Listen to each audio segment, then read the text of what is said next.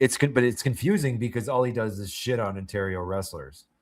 So he must have some kind of angst against Mike Clark. So, with that said, I am critical of wrestlers who do zero to improve. No gym, garbage gear, wrestling t-shirts. In the ring is the new norm, or a big dog suit. The people you see going places and succeeding are those that put in the effort and sacrifice every day. Welcome to another CastAsCastCan podcast. I am your host for the controversies, Mr. Marvelous. And of course, I'm joined by the notorious one-star Caden Felix. That's right, the one star here with Mr. Marvelous on CastAsCastCan, where we cast the questions and catch the lies. With our auspicious, autistic analysis with an IQ that's unparalleled in all of professional wrestling. We did quite the number last week on the controversies, didn't we? Absolutely. We took a look at them from a unique angle with some professionals on these issues, and we're going to continue looking at more issues here today, aren't we? And we went into a level of depthness that I don't think is common in Ontario indie wrestling. How about that? It's not common, and I don't even think it's appreciated, and it probably went over the heads of a lot of the, I'm going to use one of your terms here, troglodytes. Yeah, you like that, eh? But they definitely tuned in, and we're still cranking out these numbers. And to think this is something that we just did on a whim, and nobody can stop listening to us. It seems like. Absolutely, and we've got lots more troglodytes to deal with, and we're going to be talking about some more of them today, aren't we? But yeah, so at the top of the program, we got another vague post. We haven't had a vague post in a couple weeks, but yep. Vague alert. We've got the vague posting. It was Vaguets. our friend Ontario indie wrestling peer, Tarik, and I'm just gonna pull up his post here. You saw this, right? I did, yeah. Yeah. So Tarik puts up a post, and he puts. I'm gonna read this as a quote. If you're a wrestling trainer that you are paying hundreds of dollars to every month considers himself ellipsis only a $20 guy and only a pre-show guy, that's an effing rap, bro. Change schools now. Devastating. 71 devastating. Likes. What do you think likes. is devastating about this, Runyon? Well, I guess he's trying to call out a trainer or trainers of Ontario wrestling, but I mean, he's not giving any kind of specifics though, eh? Of course, it's very passive aggressive here, but let's look at this in detail and let's break it down and analyze it as we do, because I think we're both going to have different takes on this, although we'll probably overlap on a lot of the opinions, but what stands out to us might be different, right? Yeah, and that's usually the case, isn't it? So here, I'll tell you what stands out to me here. All right, we got the 71 likes. We got there wasn't a lot of comments though, was there? There's a lot more likes than there were comments. But then when certain individuals started to comment, we started to see more comments. But before we get to that, I want to say himself. So it does seem like he's talking about somebody in particular that he doesn't have the balls to name. But if this person's committing such a sin, why not call them out like we do, huh? Well, this is kind of the I think this is like the initial reason why we started this whole thing, because this whole podcast thing, because it's like, what do you accomplish by making a point but not being specific towards the error or the person at fault? Because then it just seems like you're just spouting out logic without enacting any kind of change, because like I'd say the majority of the people looking at this don't know what he's talking about. And especially if I'm a new wrestler coming up and he's making these assertions on the scene, I would probably like to know which guy or guys that he's talking about. And so it's absolutely. And another strange thing here, it isn't that like, look at the way he puts it here. Considers himself only a $20 guy. So, um, it's kind of odd. Would the trainer considers themselves a $20 guy, or does it seems more like maybe he might consider the trainer a $20 guy? And the use of the ellipses after himself, it seems nonsensical to me. That there's a lot of things here that leave a lot of questions and befuddle me. What do you think? Well, yeah, and I think this kind of opens up another whole avenue of things to talk about because, like, Because I doubt any of these trainers that we're going to talk about, we're going to explicitly name pretty much every school we can think of going on right now in Ontario. And who considers themselves a $20 guy? I don't know. Would you think any of the trainers we're going to look at would consider well, themselves that? I don't think anyone considers themselves a $20 guy, but from what I But looked that's what at, Tarik is saying. but You shouldn't from train with what I somebody who from what I considers looked themselves at, a $20 guy. from what I looked at, there's people that I'm pretty sure would work for about $20 to $50. Right. So maybe you don't consider yourself that, but that's what you're willing to accept when you go and work a show that has 8 to 10 people in attendance.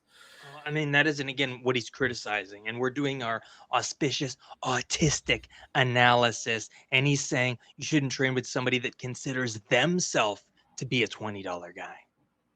All right. Right. Anyhow, So perhaps he's painting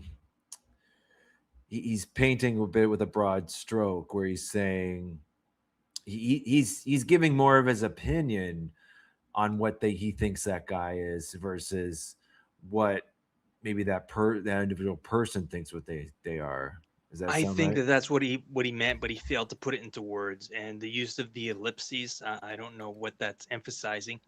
There's a lot of confusing, especially when you consider how passive aggressive and vague this vague it's being. So should we get in the comments or should we go to the likes first? So we got 71 likes. Let's maybe go to that. Let me a second. I'll pull this up. So right here at the top of the order, we got our good friend and colleague Christy Carvalho with a laughing emoji. So he apparently finds this statement very funny, but he didn't comment anything to add any kind of clarification, right?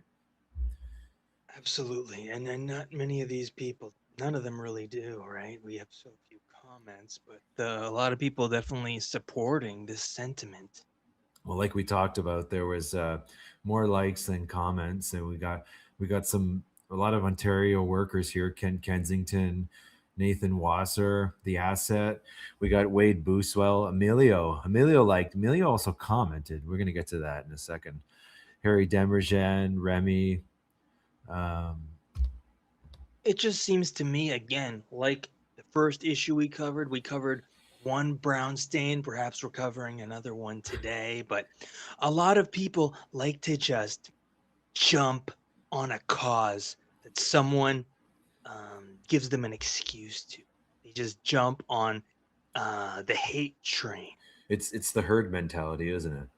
Yeah. So, and we got Davin Christensen here. So, and I think it's important to go through this because, if this post were about me, for say, or say about, we got Fuerza here. Say this was about Fuerza, which I don't think it's about Fuerza. Fuerza wouldn't have liked the post, or perhaps he's oblivious to the fact that the post is about him, but he wouldn't know because the post doesn't name him. Does that make sense? Right, but it might be a smart strategy to make it so vague that no one will think it's about them because he didn't call anybody out, so he's just getting everyone hating. Is that a pointing smart fingers strategy everywhere though? else? Then it's like, okay, well then why make the post? Well, it's getting these likes, and I can appreciate where he's coming from, although I don't think it's very honorable or respectable. No. We got Sean Murley here, Mask. He commented. We're gonna get to that in a second. We got Brent the ring guy. Who else we got? Oh, Dan Dart, the fat kid. We got I don't know who any of these people are, but I'm assuming they're from Ontario. Oh, Some more people. Oh, we got Jesse Bieber. Jesse Bieber agrees, I think, unless he doesn't know the post is about him. And who else we got here? Does any other names stand out to you? I mean, in what sense? Oh, Might we they got stand Warhead. out? A Warhead stands out to me. Warhead with a heart emoji. Was who trained Warhead? I believe Eddie Osborne Okay, all right. Well, there you go. of PWA Wrestling 365. Are those $20 guys? I mean, probably not on their shows. There you go. If there's any money to be had, I would imagine. It would So we fill go their through the pockets first. likes, and we got the first comment at the top of the program, and we got Dr. Mask comes in. Problem is the students don't know any better. I think that's a good point. What do you think about that? I mean, it might be that they don't know any better, especially if a lot of new wrestling students, they might only have any idea about WWE, and then join whatever school's closest to them. So they might not have an idea. A lot of students that tend to join, I think, might not be familiar with the indie scene, right? Well, and they wouldn't have any kind of reference to who's actually running a legitimate business, or I mean, not even a business, because I think that's a difficult line to toe when it comes to wrestling schools, but just a legitimate service. Because I think a lot of times you see these wrestling schools, they're in business for profit, and it makes more sense to string the wrestling students along as long as possible because you keep collecting the monthly dues on that. Does that sound? Absolutely. Have you experienced that? I definitely have. Yeah. I have experienced that, but I've also experienced schools where that wasn't so much the case, and it was a situation where once you were trained, sort of the playing field changed and the experience in the dojo changed Oh, as well. definitely. Yeah, definitely. And but again, like if you're new and you're coming up, and I think based on my research, I had about at least 8 wrestling schools in Ontario, which is it's just quite a lot. But if you're new and you're young and you're coming up, you wouldn't know any better, and I'm assuming you don't know anybody actually in the business, so you have no one to consult with to get actual information. So I think Mass brings up a good point. And we got Absolutely. Chris Francis here comments as a reply. That's also because the trainers don't want to teach them any better. Most trainers, sadly, though, are in it for themselves and the money they make, and not for the students. If the trainer is running shows with the students, then those students should also be getting paid, which a lot don't. It's sad though, because a lot of young students get taken advantage of because they don't know any better. I mean, I can definitely speak to experience on this because I think Adam Coca comes to mind when he was when he was running Battle Arts, because I know there was a big issue with him green lighting people, because that means that the gym would bring in less money, since I guess the greenlit students pay less on the gym or something like that. What say Right. you, Buck? Yeah, I mean that's definitely a line that can be confusing and can where vested interests can rear their heads in a lot of negative ways, right? And then also the aspect of green lighting people. Also, I mean, as a coach, potentially, um, a coach with a scarcity mentality would think perhaps that once the student gets out there, they're not going to be as loyal to me, and they're gonna get a big head once they're wrestling elsewhere. Maybe I'll lose that cash cow in that other way. Is that fair to say? Yeah, and it's kind of the catch-22 of training wrestlers, because it's almost in a sense you're training competition, right? Because there's only Right. so many spots, and if I train 10 people to know wrestling, now there's 11 people vying for the same spots, right? Absolutely, especially if the coach is an indie wrestler themselves and one that would be in the same sort of demographic or genre as some of their students. So we'll move on to the next comment. We got Mitchell Duncan. I don't know who this is. Do you know who this is? No, I don't. Okay. So he says, can you please do your audience a favor and suggest a viable school that people can go to get properly trained so that can be a professional, so that they can be a professional wrestler? Question mark. Let's Absolutely. make it local. I'm gonna plot this right here, and I think we're a little bit early here, but I'm just going to shake it off here, and right here. Yeah. We've got the number one glug of the week. I don't know who you are, Mitchell Duncan, but we're all about calling people out, and you called out Tarik here. So take a big chug from the golden glug. You're the number one of the week. I like this post.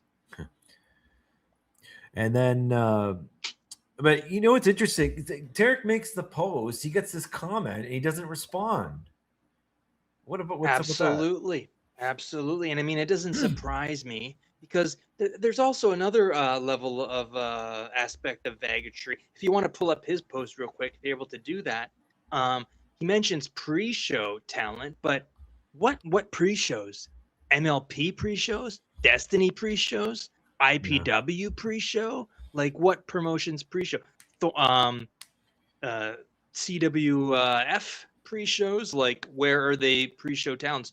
WWE pre-shows? WWE has pre-shows, yeah. Because all of these companies, a lot of them have pre-shows, and I tend to think that being a pre-show on one of them versus other of these promotions would be a drastically different position on the totem pole. But I mean, also, like, does it really matter where you're slated on the card unless you're in the main event? And I say that because, I mean, ideally, the pay structure is kind of all messed up nowadays. But like, if you're in the main event, I'm assuming you're making the most money. But like, truth be told, if I'm not in the main event, I like to go on first. That's my favorite place to go because the crowd's nice and hot. And considering there's not a lot of specifics here, and with what you just said, I'm going to bring up an example of Val Venus. You take a Val Venus, he was a guy who was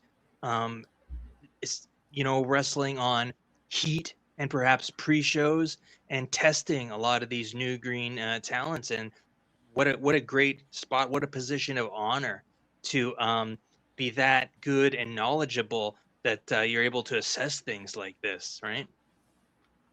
But I mean, I guess his point is, if you're on the pre-show, you make only $20.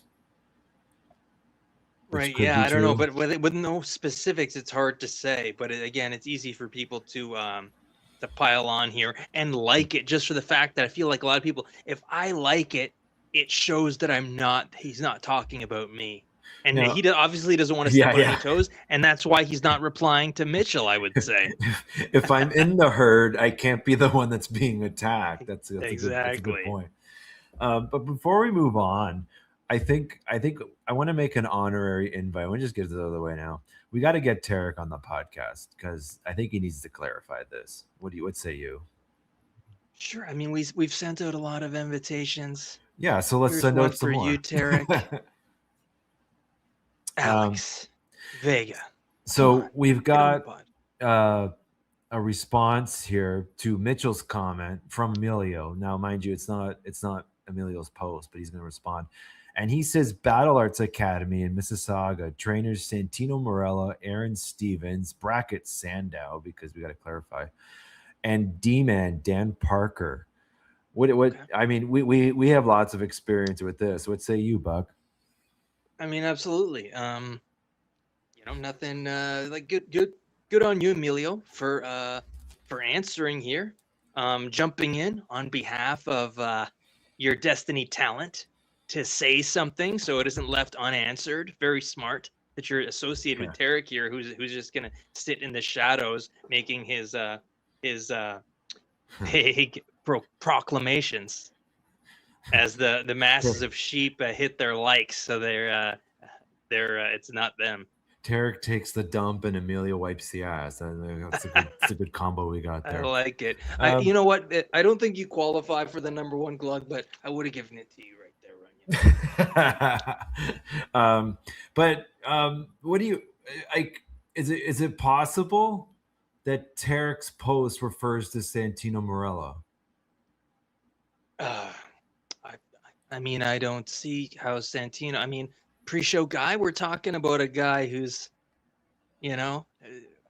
almost won the Royal Rumble.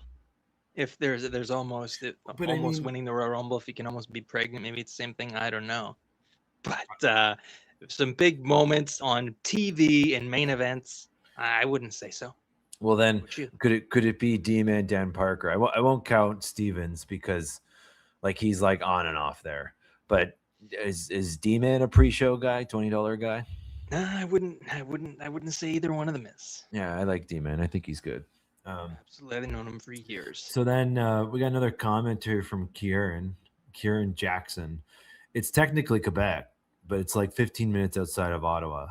But the Keep is a great school for anybody in the Ottawa area. Do you know the Keep? Yeah, isn't that the Smash Brothers school or whatever? And Dose. I think that's isn't that their school? I think Grayson and Uno. I think I didn't evaluate that school in my Ontario. That's Quebec, anyhow. But right? It says Quebec. Well, it's only 15 minutes outside of Ottawa. Right. So I mean, there's. But I imagine it wouldn't be that school either, right? I wouldn't. Is Evil Uno a pre-show guy? He's not. I imagine he gets more than $20, but is he a pre-show guy? And obviously the Venn diagram here isn't zeroing in on both of those for him. Right. And we got Louis Phillip, New Wave Wrestling in the Toronto area. Yeah, so we got that school, New Wave. The trainers are Gabriel Fuerza, Shane Saber, Alexia Nicole, Jody Threat, Andrew McRae, and Mark Wheeler. Yeah. Could this possibly, a lot of cooks in the kitchen there? Could this possibly be the school that Tarik's referring to? Of course, Tarik didn't respond, but I wouldn't think so. I mean, there's so many coaches there that and a lot of them we talked about were wrestling on main events of Barry Wrestling, which is highly regarded, and on other bigger promotions even. So I tend to think it wouldn't be this. And I think Tarik's in that clique or one of those cliques. Right. You know what I mean? Because of course everything's about the friends and who you cliques with. But so we've gone through some schools there. We're starting to narrow it down. And we got some likes here. So Emilio with his comment, he got 4 likes, and we got Mustafa Ali, one of the Ontario wrestling journeymen. And you think I don't think Emilio should be recommending any schools based off what I know about his wrestling acumen, but I guess people will like his comment if it could lead to them getting booked. That's true, and that isn't what I was going to comment on. But as far as his wrestling acumen is concerned, I mean, based on Tarik's criteria, I think Emilio's comment is fair because from where he sits, he can assess somebody who's going to get $20. I don't know how much Emilio's paying people, but he can assess people who are on pre-shows or not, right? He's probably very abreast of these things, right? So I think it's a fair comment. Fair. We got another comment here, James Patrick Lejour. If you want to travel a bit, IWS Dojo in Montreal, a lot of people from Ontario have trained with them. So I guess everybody's talking about Quebec. I guess, yeah, someone advertised Quebec, and then more Quebec people had to come in and try and get this business going. And we got Brandon Arnold. I have a fantastic trainer. Justin Cousineau is the most patient, encouraging, and supportive coach I've seen. Cannot wait to get back in the ring under his guidance. So I guess he's out of the ring. But That's CJ Felony, right? With Yeah, does Chinlock have a school? They do, right? that's right. Yeah. So, of course, Tarik didn't respond again, so we don't know We don't know. if this was if perhaps it was about Justin Cousineau. We aren't there in Tarik's head. Of Right? course, yeah, we weren't there. Yeah, of course. And Tarik's not here either to clarify anything. So okay, so we've dug through the comments and we've dug through the post. We've gone through the likes. What do you do you have any thoughts before we move on to the next thing? Because I've got some research to present. No, I think we've covered everything there is here right now. But as far as your research and your analysis, I'm quite interested. What do you Yeah. got here? So I pulled up here. It's a bar what's graph. this? I think I covered all of the schools. And I mean, if I Okay. didn't, then I mean we can just do another podcast and do it again. But Okay. on the So far left here, I've got Uh-huh. Super Kicked. And do you So what I'm think? seeing here, let's just clarify here, Runch. Yeah. So you've got the title Tarik's post, especially for those viewers who might be listeners, right? We got Tarik's post here. We've got a chart, we've got a graph, and each school is listed along the x-axis. Here we've got the list of the wrestling schools, and then on the y-axis we're seeing both, respectively for each school, the a reading for their membership and a reading for the rate of the coach or coaches there. Is that right? Yeah, and I had to do a little bit of guesswork. I will say one thing: it was actually kind of difficult to find information on these wrestling schools, but I'm familiar with them, so the guesswork as far as how much they get paid on certain shows, because of course that fluctuates too. But the first school here we've got is Super Kicked. So, have you been around Super Kicked, Buck? The only times I've been there, I think maybe once or twice for a seminar. But I've known Fair. Chris Chambers for a long time, since the Squared Circle days, where he was doing a little bit of I did some training with him where he coached me in certain aspects there during we used to stay in off hours till 2 a.m. and he was great about showing lending his knowledge, and that was tremendous. Super Geek's probably a great facility in that regard. He's been around longer than you, right? Oh yeah. Oh yeah. So I'm pretty sure they're charging their students $400 a month, and then here's the thing with rate. When you get into like the $200-$300 range in terms of per match, that's like TNA money. You know what I mean? So I think for Chambers, who I don't think he's directly been signed to a long-term contract with a major company. So then I'm guessing he's probably in that like 100-150 range. What say you, Buck? Does that sound fair?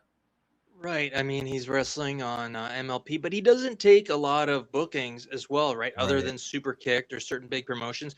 So I tend to think that he prioritizes his school and only bookings that are going to benefit his school, and it makes a lot of sense that he's selective like this. And I would imagine that he makes that type of what number you mentioned for MLP in that ballpark. So then I would think he's not the $20 guy getting pre-show bookings.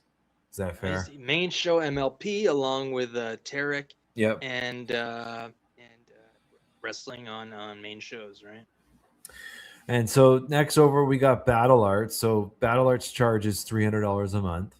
Practically And off the scale here with Battle Arts, with their rate rating.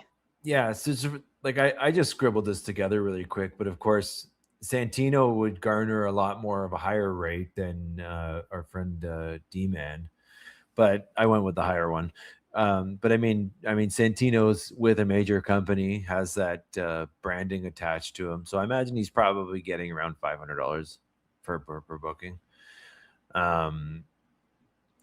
But I mean, I don't think. And I bet a lot of places he probably gets quite a bit more as well. Oh, no, fair enough.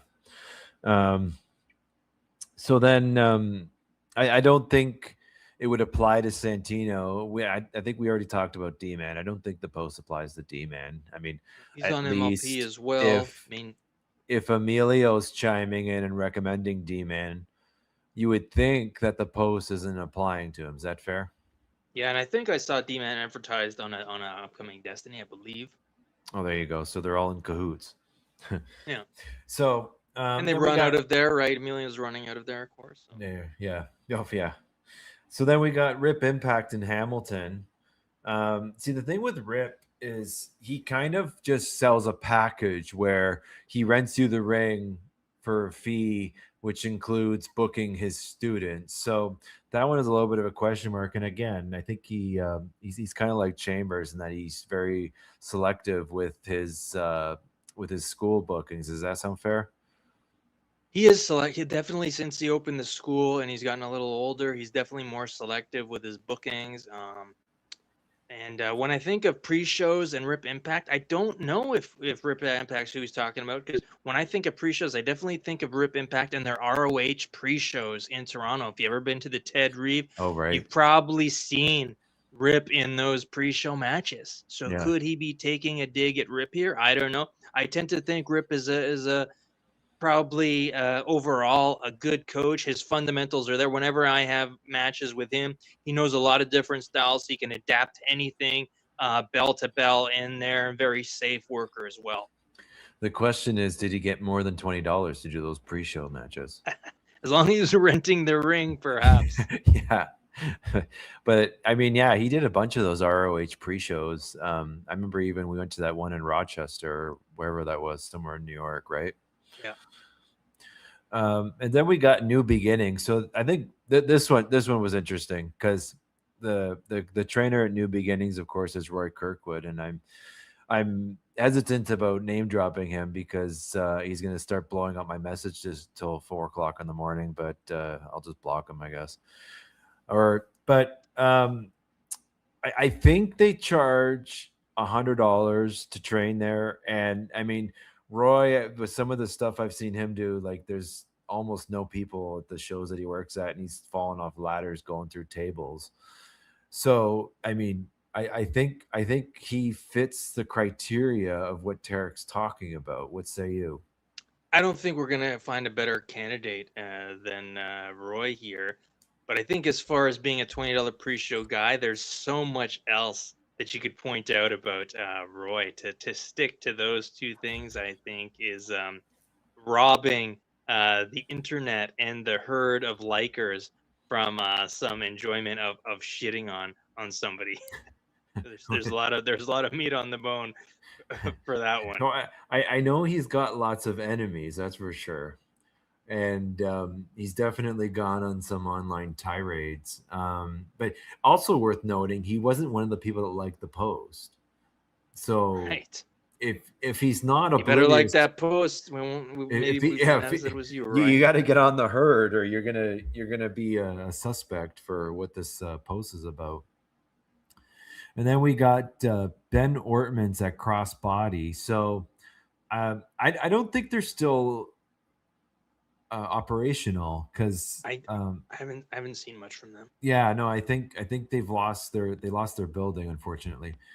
But I think they were charging around $250 a month, and then Ben Ortman's, I got, like, I don't know, he kind of seems to pop up wherever. You got him on par with New Beginnings in terms of the rate bar? I would think so. Like just from my guesswork. I mean, I saw him doing some stuff out with IWS in Quebec there. Well, where they were bringing him in. I don't know, man. That was main show. I mean, I don't think that's a far removed from a Roy Kirkwood. No, that just means that he's traveling. It doesn't mean that they're paying him a bunch of money, you know. Well, it's more than $20, and I think he was wrestling somebody like Mike Bailey, and that's like his home promotion there. $60, $100. Sure, but I mean, you know, I'm going to be quite literal here because this is the auspicious autistic analysis, and yeah, I think I would pay him more than Roy. I'll tell you that much if I had them both booked. That's a fair point.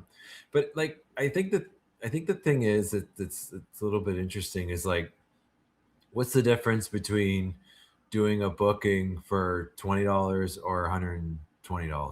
You know what I mean? Do you get what I'm saying? I mean, I do. I do. I appreciate that.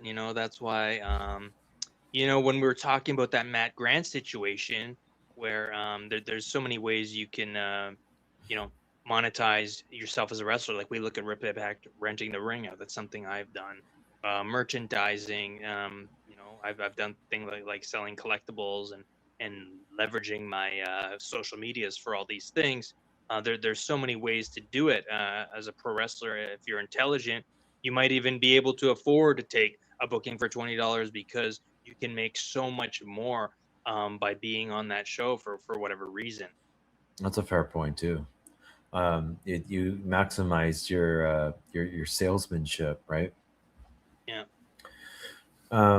And then we got Chris Thorne, which he kind of does something similar to Rip Impact, where you use his ring and you use his son, and I mean I think his son probably has to go over, but I I I've when I started, I went to Lance Storms and then I came back. I'm from here. I live here, and I went to Thorns for a bit, and I remember like we were doing a heat drill, and of course I was brand new, and he starts putting heat on me, and he takes his elbow and he just smashes me right in the back of the head, and like I was so confused of like why, like, and I didn't know what to do because I was so new. So like that was a bit of a piss off of an experience. But I mean, Thorne appears to run lots of shows, and the school I don't really hear too much about it, and I live here. But I guess they got a handful of people. But Well, it seems like the big thing about that school right now is some of the shows they're running.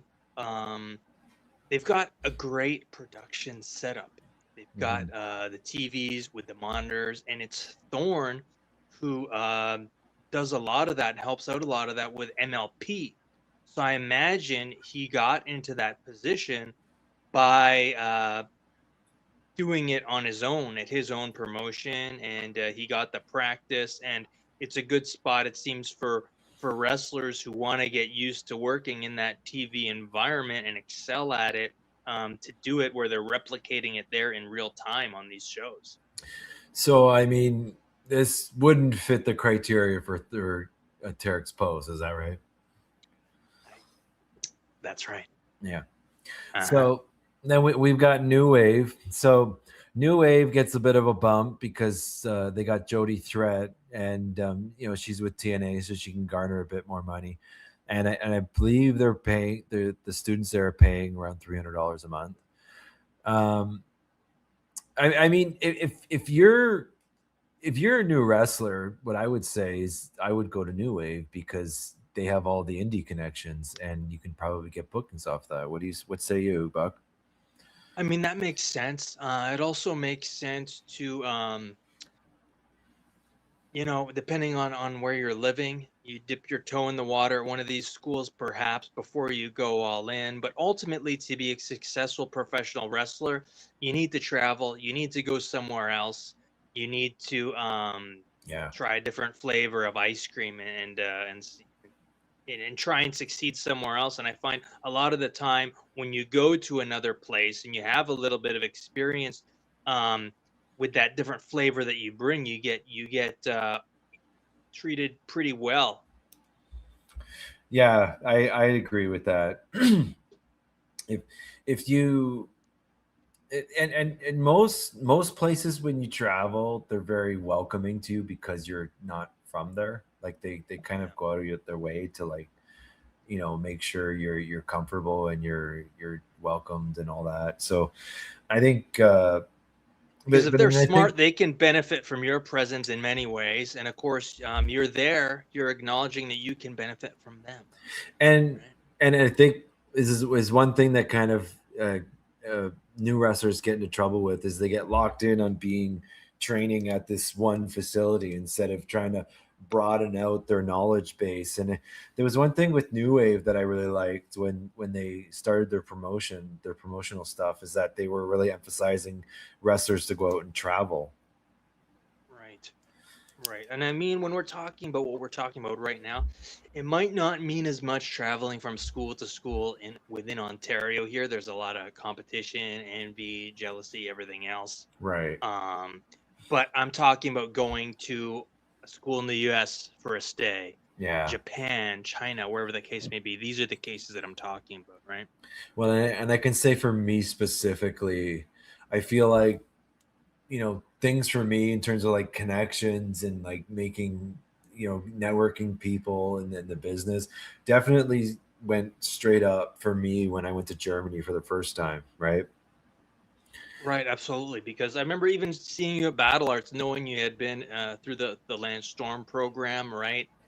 It comes with a certain amount of clout, you know what I mean? And then as far as what you did at Battle Arts with Santino, Ishikawa, and everything else, that all stacks up for a great stay in Germany there, I suppose. And it just adds to your resume and makes you more.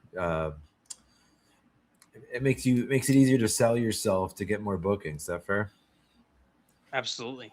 So then we got Energy Y Academy. This one I left blank because I don't think we should even be talking about it with all the controversies we've been going through. I mean, with Energy we've talked Y about Academy. them enough.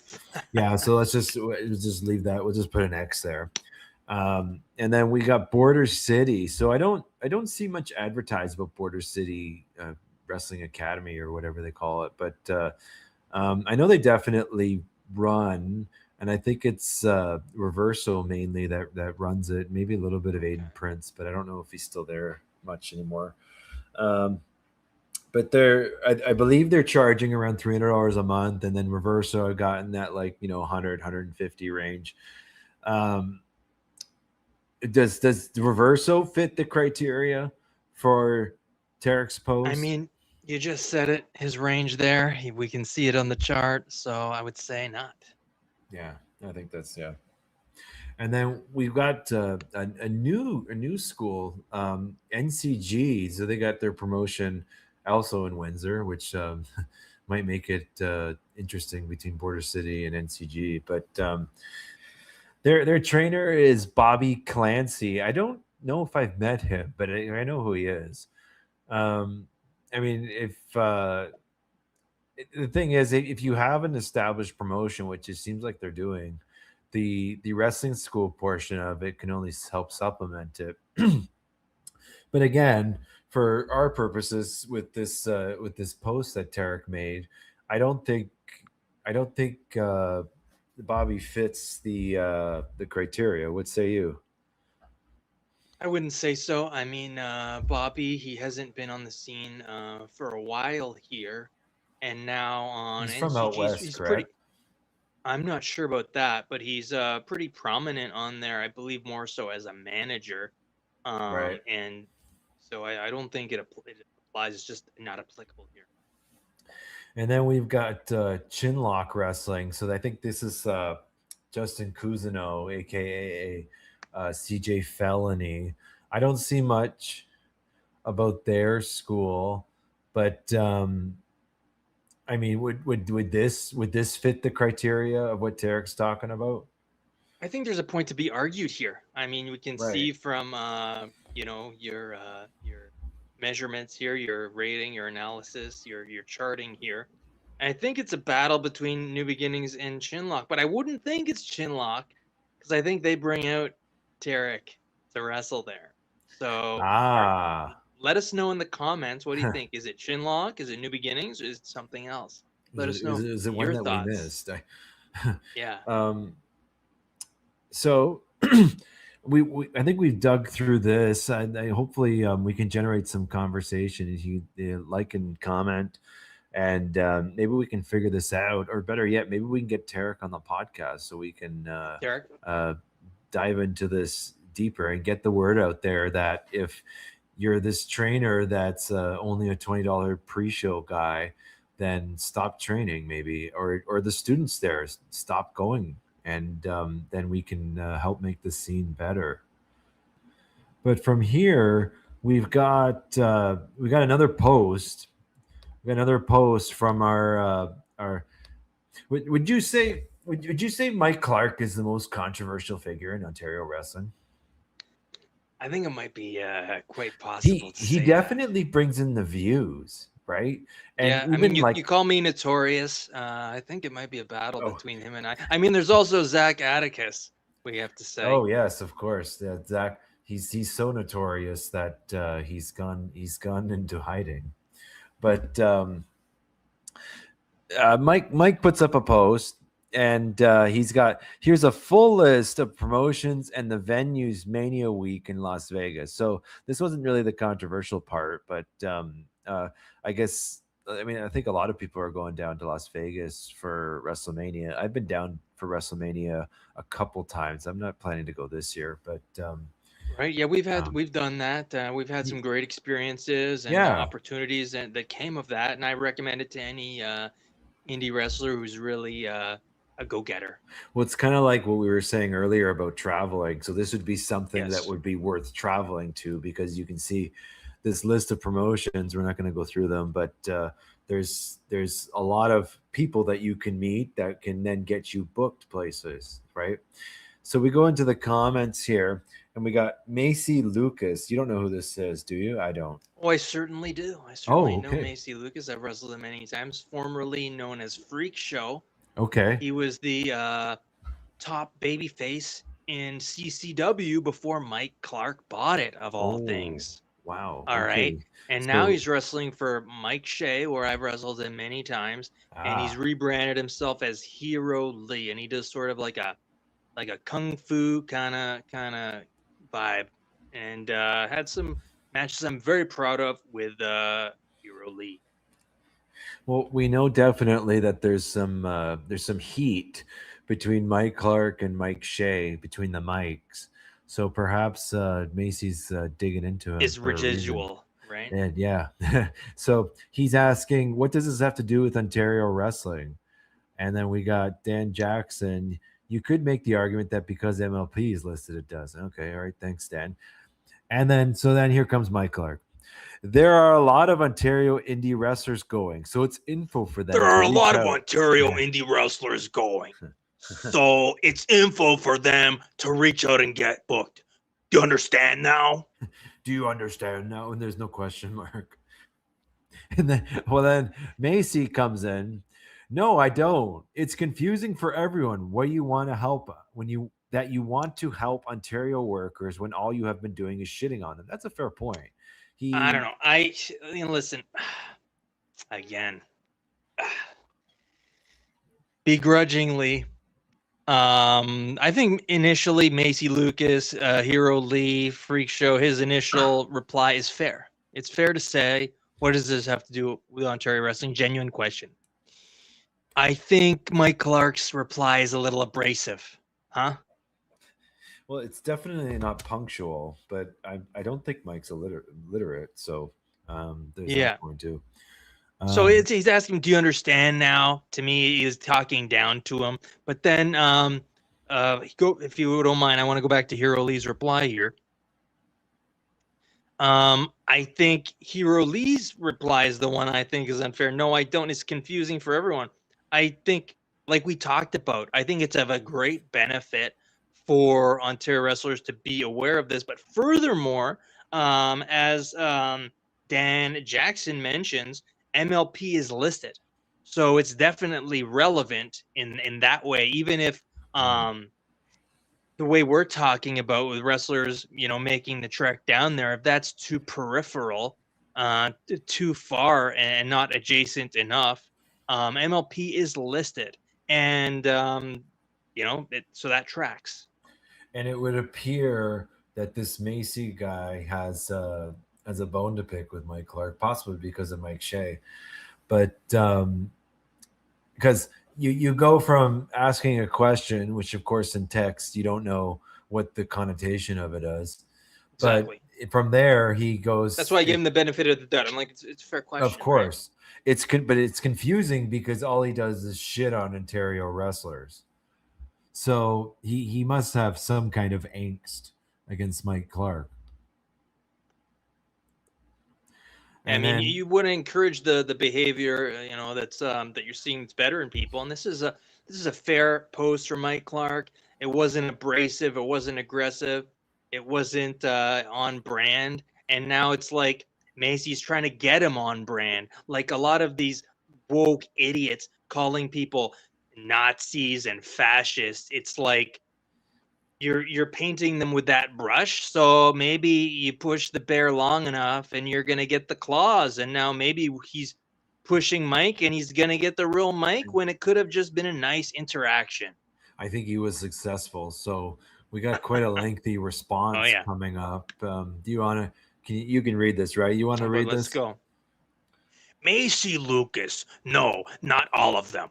Only a couple. I'm a great guy, just not allowed an opinion. See, let me explain. Wrestling seemed to be the only sport where everyone thinks they should be allowed to be a wrestler. Not the case. Is there some type of role for them? Possibly. Let me put it to you this way.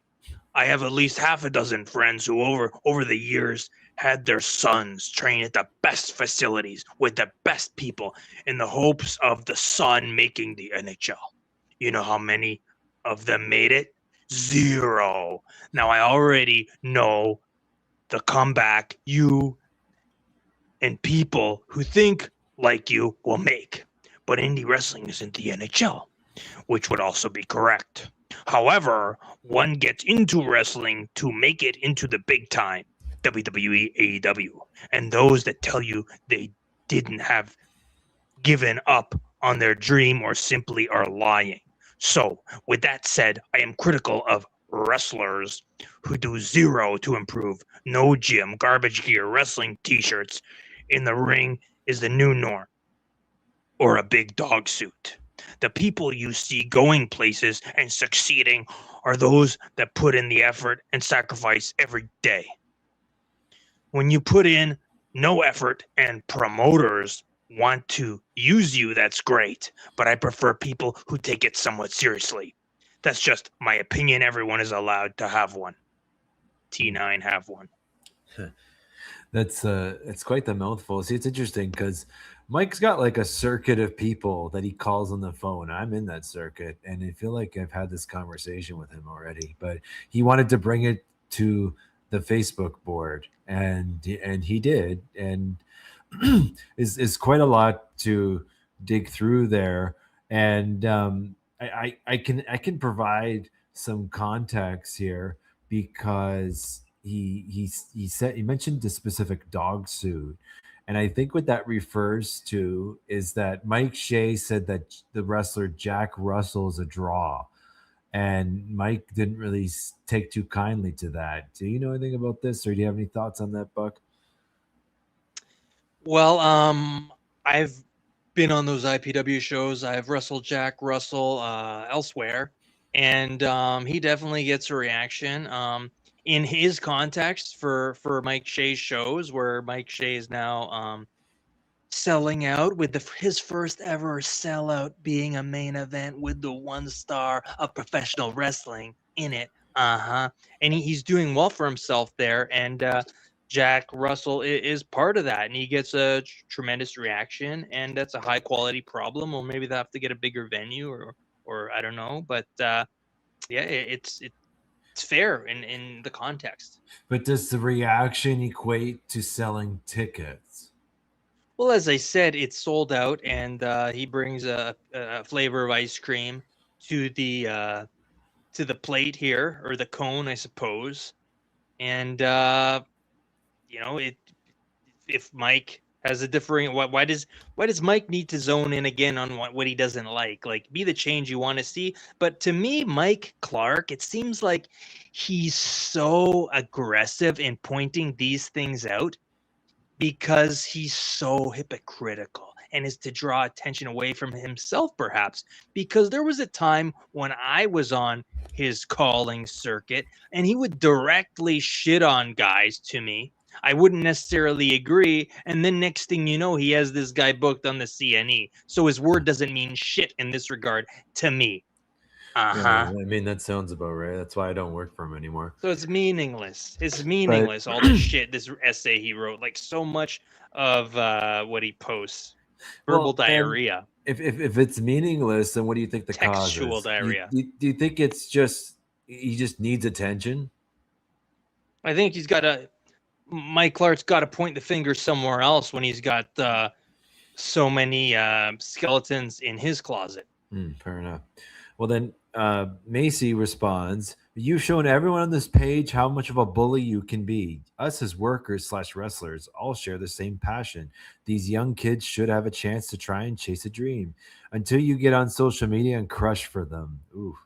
So if you are the great guy, as in quotations, you say you are, how about you encourage kids and stop discouraging? Because that's what we see.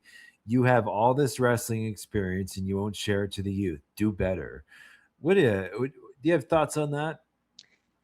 I think that it seems like Hero wanted to drag it in this direction and had an agenda Right. of getting this comment out there when it wasn't really valid. There's many posts that Mike makes where you could make a valid comment like this, but it seemed like he was shoehorning things Right. into this direction when it wasn't really relevant. I don't really like what he's saying. I don't think it's relevant. I think he would have come across a lot better if he didn't drag it into this direction. What about you? But I think too, like I think maybe it's not just new wrestlers coming up. Maybe it's just people in general where they're so fragile, and that if any kind of negative criticism or discouragement comes up, and they just immediately cave. And the reason why I bring this up and why I think it's relevant is because you're in the professional wrestling business, which is in the public eye, and you're going to have to deal with these things a lot. So I mean, I think the better course of action is that if some idiot is on the bottle and going on Facebook boards and saying stupid things, then why don't you just ignore it? Yes, I think that's if right. It's only that the opinion only counts if you accept it, right? Yeah, and I mean, we've talked about this before, and I'm of the opinion, I'm very much against the "you can do it too." You can do it too. Girls can do it too mentality, whether it's in life or in pro wrestling or anything else.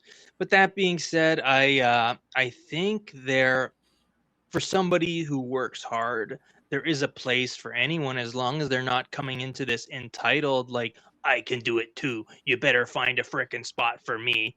Yeah. Or no, it's a matter of the coach and the individual, the student understanding their strengths and weaknesses and making it work. And I think those are two vastly different approaches. And I think that's a good thing to kind of turn this full circle, because we started with Tarik's post talking about wrestling schools, and like it's possible that a lot of this mindset comes from these trainers that are in these schools that just don't know how to properly think about the business and how to properly conduct yourself professionally. Is that fair? Yeah, and I mean, we talked about it. We said we weren't going to mention him in the chart there, but we talked about Dan Jarris's initial experience in a school where he didn't want to be a wrestler. He wanted to be, a backstage or creative or whatever else. And he says that Joe Frockledge, quote, saw $3,000 walking through the door. So maybe they're, shoehorning, crowbarring in a lot of these people who shouldn't be there for that reason, which I also imagine is why Mike Clark books people he calls to tell me and you and whoever else that they're the shits, and then books them for the CNE. Mm-hmm. Yeah. So, I mean, Mike responds here and he says, you want to do it? Oh, yeah. Where are we? Macy Lucas, I do encourage. I tell everyone, hit the gym, invest in gear, sacrifice. Invest in gear, sacrifice. And then I guess Macy decided to ignore him at this point, because then Mike. Mike's just going off now. See, Mike needs. I didn't see this. Mike wants some. You wrestle? I always share. He's arguing with himself here. I'm waiting. Yeah. And then we got, what's the last one here we got? I guess you also have been told, mess with me, you're messing with the best. With a name like Macy, I thought you were female. Oh, Talk anymore, I'll drop the bomb. oh, what is the bomb? The bomb. What? But he doesn't even know who he is. He's gonna drop the bomb on him. No idea, bro. Yeah. But it seems like Mike's started resorting to personal insults, which It seems like he has some secret information on Macy. well, yeah, but I mean, I guess Macy can be a guy or a girl's name, right? So I'd say so. But I guess he's saying that this guy wrestler is ladylike, which is, you know, Maybe. that's an insult. And but you know, don't mess with Mike Clark because he's the best. And then we got another response here, Mike Clark, and we got some interaction with Mike Shea. Hey, Buck, do you want to go through it? Yeah, absolutely. Macy, the man in the kilt that now goes by Hero Lee. Come press me. You are just like the people I hammer. Give me a break, pal. When you have worked 5 WrestleManias, then you can talk to me. Otherwise, work for Mike Shea, IPW, $17 lifetime. Mike Clark, you may pay people 17. I don't. You have 5 manias? Which ones? Yeah, that's There's your Mike there Shea seems to reply. be some maybe we can get Mike Shea and Mike Clark on the podcast and they can hash this out. Yeah, Mike think and Mike here. And what's Mike this and Mike. about the man? He's emphasizing man in the kilt. Now, could this be a couple things? Is he emphasizing that kilts are feminine, or could it perhaps be something more related to, you know, modern 2026? You know, he's pressing the fact that Macy is a girl's name. Is it maybe a sex change thing?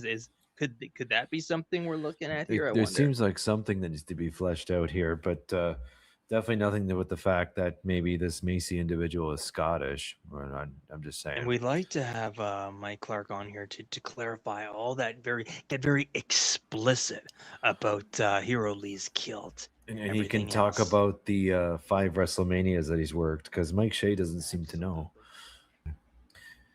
And that's gonna do it. That's the end of the Mike Clark post. We've gone through some posts. What say you, Buck? We dove into quite a number of topics, some controversies. I'm sure we can get some discussion generated in the comments. And yeah, I think in what we just did here, we're sort of going back to our roots, back to our brown stained roots, and we're going back into some of these Facebook posts, some of these group posts, and there's a lot of interesting directions things could go from here. I mean, I'd love to have Mike Clark here. Maybe we can sweeten the deal with what does he like to drink, Runyon? Wisers. Maybe we could wisen him up with some wisers. Maybe we could get Tarik here with a Starbucks cup with his name spelled right on it. Whatever it takes, huh? Well, I know it's such a controversy. That was a rip when on the chart I spelled it incorrectly. But I mean, Clark's not technologically inclined, but luckily he liked. I live in Niagara Falls, St. Catharines, and he liked it so much he moved down here. So it actually wouldn't be too much of an issue to set up a camera and get him on the podcast. How about that? Let's go. Let's do that. And he can riff on all the things that he doesn't like and riff on all the reasons why he's the best. As always, we casted those questions. We caught the truth. We caught the lies, and we're gonna do it again. And I'm Mr. Marvelous. He's Caden Felix, the one star. And we'll be back next week.